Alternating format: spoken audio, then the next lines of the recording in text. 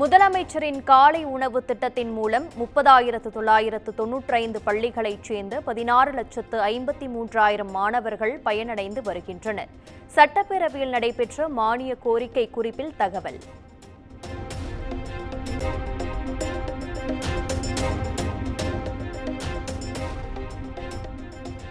சென்னை பெருநகர் பகுதியில் அமைந்துள்ள முக்கிய போக்குவரத்து சிக்னல்கள் சூரிய சக்தியில் இயங்கும் வகையில் மேம்படுத்தப்படும். பெருநகர் பகுதியில் 3 பன்னோக்கு மையங்கள் உட்பட 46 புதிய அறிவிப்புகளையும் வெளியிட்டது சென்னை பெருநகர வளர்ச்சி குழுமம்.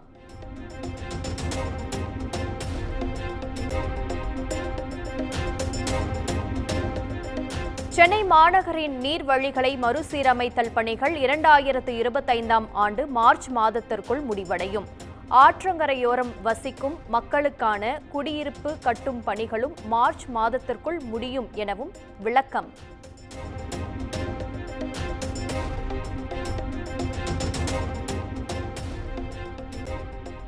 முன்னூறு சதுர மீட்டருக்குள் கட்டிட பரப்பளவு கொண்ட 14 மீட்டர் உயரத்திற்கு உள்ள அனைத்து வணிக கட்டிடங்களுக்கும் கட்டிட முடிவு சான்று பெறுவதில் இருந்து விலக்களிக்கப்படும்.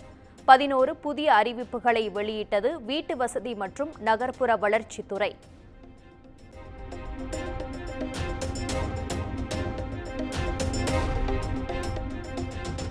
சென்னையில் 2 கோடி ரூபாய் மானியத்தில் 200 பெண்களுக்கு பிங்க் ஆட்டோக்கள். பெண்களின் பாதுகாப்பை உறுதிப்படுத்தும் வகையில் சமூக நலத்துறை அறிவிப்பு.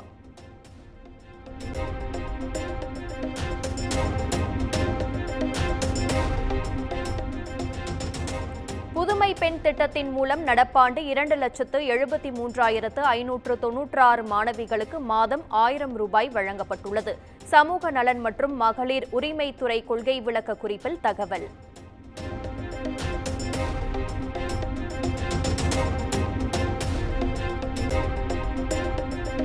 தமிழ்நாட்டில் டாஸ்மாக் மூலம் கிடைத்த வருவாய் கடந்த ஆண்டை விட அதிகரிப்பு. 1,734 கோடி ரூபாய் வருவாய் அதிகரித்துள்ளதாக கொள்கை விளக்க குறிப்பில் தகவல்.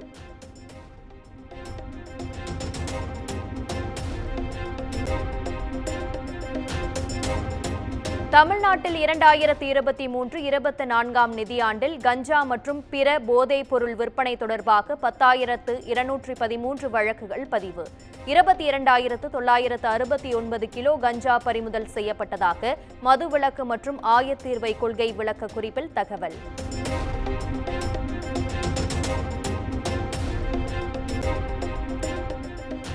கள்ளச்சாராயம் காய்ச்சுதல் மற்றும் விற்பனையில் ஈடுபட்டு விடுதலை ஆகி மனம் திருந்தியவர்களுக்கு 50,000 மானியம் வழங்கப்படும்.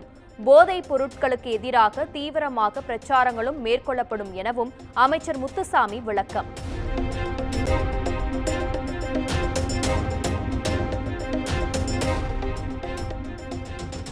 நடப்பாண்டு முதல் அரசு உதவி பள்ளியில் படித்த மாணவிகளுக்கும் 1000 ரூபாய் வழங்கப்படும். மானிய கோரிக்கை மீதான விவாதத்தில் அமைச்சர் கீதா ஜீவன் அறிவிப்பு.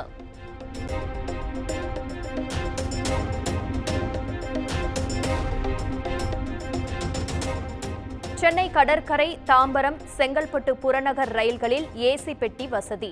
12 பெட்டிகள் கொண்ட 2 குளிரூட்டப்பட்ட மின் மோட்டார் யூனிட்டுகளை ரயில்வே வாரியம் ஒதுக்கியுள்ளதாகவும் தகவல்.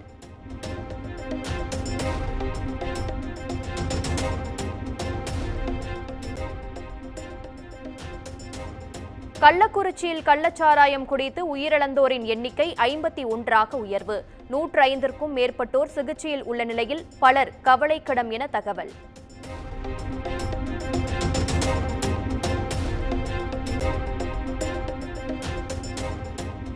கள்ளக்குறிச்சியில் கள்ளச்சாராயம் குடித்து 50 பேர் உயிரிழந்த நிலையில் மீண்டும் கள்ளச்சாராய விற்பனை படுஜோர். கல்வராயன் மலை அடிவார பகுதியில் மூட்டை மூட்டையாக கொண்டு வந்து சாராயம் விற்பனை செய்யப்படும் வீடியோவால் அதிர்ச்சி.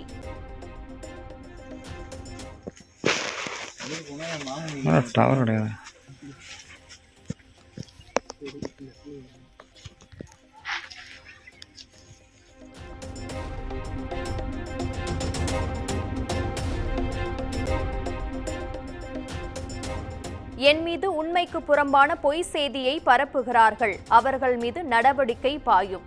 கள்ளக்குறிச்சி முன்னாள் காவல் கண்காணிப்பாளர் மோகன்ராஜ் வீடியோ வெளியிட்டு எச்சரிக்கை.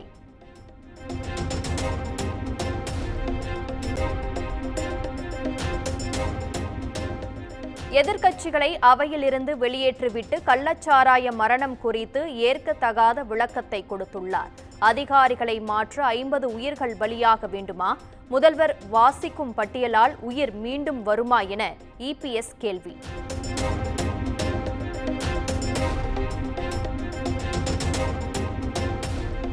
விஷச்சாராயம் அருந்தியவர்கள் மருத்துவமனைக்கு வர தயக்கம் காட்டியதே உயிரிழப்புக்கு காரணம்.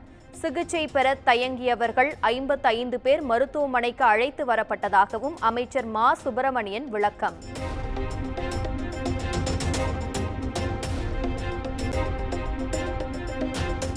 $4,42,00,000 மாத்திரைகள் கையிருப்பு உள்ள நிலையில் இபிஎஸ் கூறியது வெந்த புண்ணில் வேல் பாய்ச்சுவது போல் உள்ளது. ஒமிபிரசோல் மருந்து குறித்த எடப்பாடி பழனிசாமியின் குற்றச்சாட்டுக்கு மா. சுப்பிரமணியன் பதில்.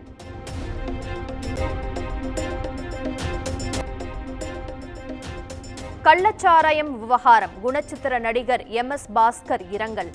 விற்பது குற்றமா குடிப்பது குற்றமா என உருக்கமான பதிவு.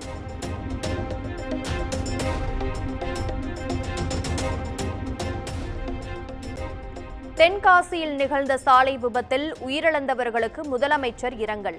பாதிக்கப்பட்ட குடும்பத்தினருக்கு 5 லட்சம் ரூபாய் நிவாரணமாக அறிவிப்பு.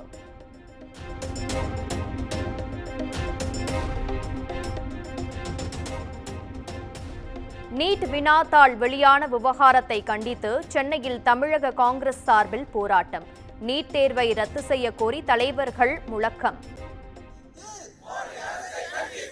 ஒன்றிய அரசை கண்டித்து காங்கிரஸ் நடத்தும் ஆர்ப்பாட்டம். காங்கிரஸ் நடத்தும் ஆர்ப்பாட்டம்.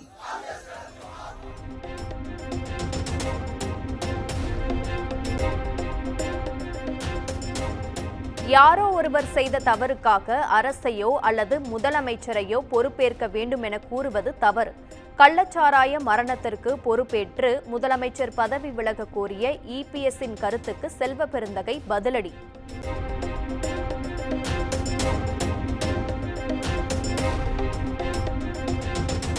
கள்ளக்குறிச்சி கருணாபுரத்தில் உயிரிழந்த குடும்பங்களை பார்க்கச் சென்ற யூடியூபர் சாட்டை துரைமுருகன் மீது தாக்குதல். இளைஞர்கள் சுற்றி வளைத்து தாக்கும் வீடியோ இணையத்தில் வைரல்.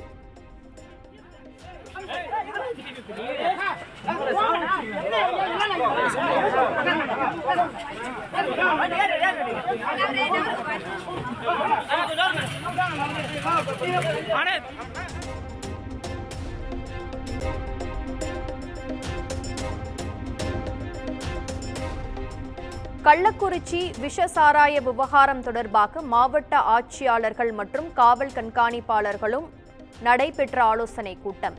தமிழ்நாட்டில் விஷசாராயம் மற்றும் போதைப் பொருட்கள் புழக்கத்தை கட்டுக்குள் கொண்டு வருவது குறித்து முதலமைச்சர் அறிவுரைகள் வழங்கியதாக தகவல்.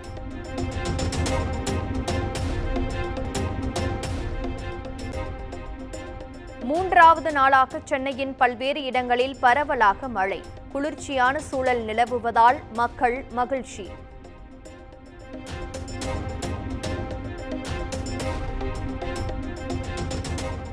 திருச்சி SRM ஹோட்டல் விவகாரத்தில் தமிழக சுற்றுலாத்துறையின் உத்தரவு ரத்து. குத்தகை காலம் முடிவடைந்ததாக சீல் வைக்கப்பட்டதற்கு எதிரான வழக்கில் உயர்நீதிமன்ற மதுரை கிளை உத்தரவு.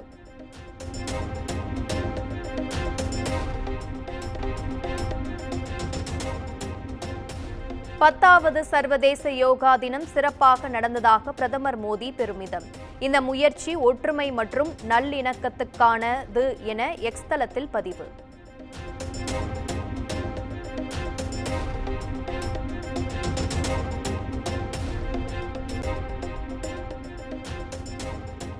மதுபான கொள்கை முறைகேடு வழக்கில் அரவிந்த் கெஜ்ரிவாலுக்கு வழங்கப்பட்ட ஜாமீனுக்கு இடைக்கால தடை. அமலாக்கத்துறை தொடர்ந்த மேல்முறையீட்டு மனுவில் டெல்லி உயர்நீதிமன்றம் உத்தரவு.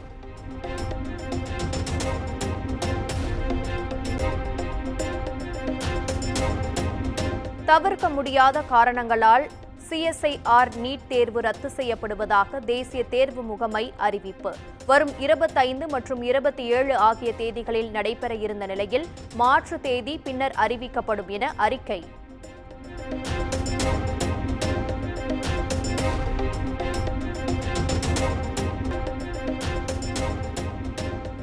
தென்னாப்பிரிக்காவுக்கு எதிரான T20 உலகக்கோப்பை போட்டி. இங்கிலாந்து டாஸ் வென்று பந்து வீச்சு தேர்வு.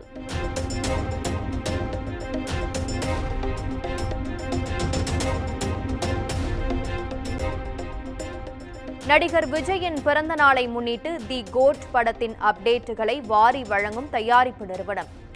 அப்டேட் வேணாமா?